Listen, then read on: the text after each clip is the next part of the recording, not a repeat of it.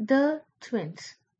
They are twins, and their names are William and Wilhelmina Good.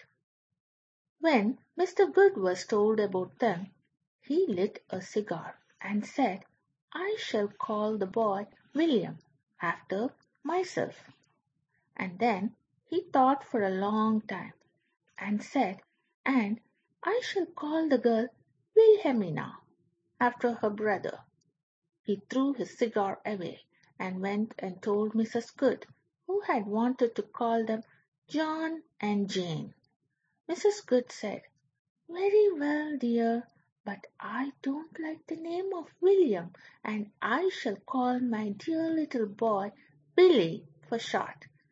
And Mr. Good said, "Certainly, my love, but if it comes to that, I don't much care about the name of Wilhelmina, not for shouting up the stairs with. So, my dear little girl had better be called Billy too." Mrs. Good said, "Very well, dear, but won't it be rather confusing?" And Mr. Good said, "No, dear, not to people of any intelligence." And he took out his watch at the end of its chain, and swung it round and round and round, and looked at it, and said, "My watch is a fortnight fast," and put it back in his pocket, and returned to his library. The twins grew up, and they were so like each other that nobody knew which was which. Of course, they ought to have had their names on their vest, William Good, Wilhelmina Good. But nurse made a mistake about this. She bought the tape and marking ink, and she wrote the names, and she stitched them on, and when all the vests were marked, she showed them proudly to Mrs. Good. And then it was discovered that by an accident she had marked them all Billy Good. When Mr. Good was told about this, he lit a cigar and said, "Have people no intelligence at all? Next year, when they have grown out of these vests, I will mark the new ones myself." So next year he marked them all in very neat printing, W. Good. Luckily by this time Wilhelmina's hair had begun to curl. Every night nurse spent 10 minutes with a wet comb combing it round her finger. William's hair curled naturally too, but not so naturally as this, and in a little while you could tell at once which was Wilhelmina and which wasn't. If you will look at the picture, you'll see how right I am about this. Mr. Good always says that he and I are the only people of any real intelligence left in the world, and that I am not what I was. However, I do my best, and I know I'm right about this. The one with the curly hair is Wilhelmina.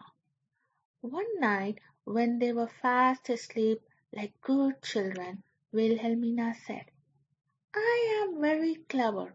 I can hear in the dark. I am so clever."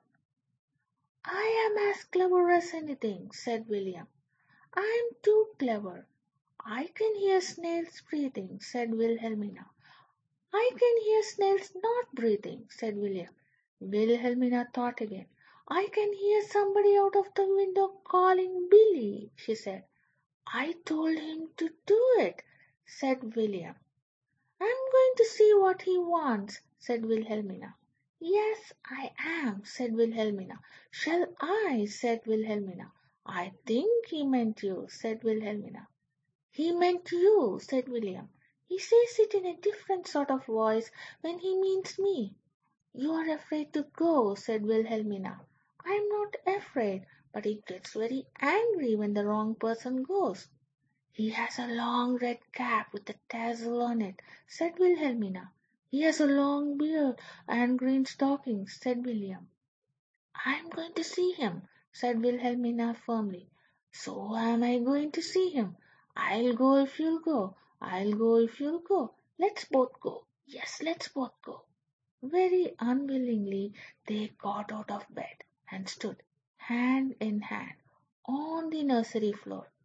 I can't hear him now, said Wilhelmina hopefully. Nor can I can't hear him, said William at once.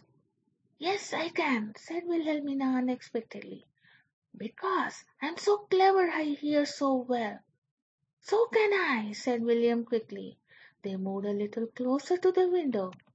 Does he get very angry if it's the wrong person? Asked Wilhelmina. He doesn't know, because his face is turned the wrong way round, so he's never quite sure. I knew his face was the wrong way round, said Wilhelmina hurriedly, but I thought perhaps he had a ugly man with him to tell him. William wondered anxiously what a ugly man was. So did Wilhelmina. No, said William, he hasn't, not this one. I'm not afraid, said both together. Tremblingly they pushed open the window and leaned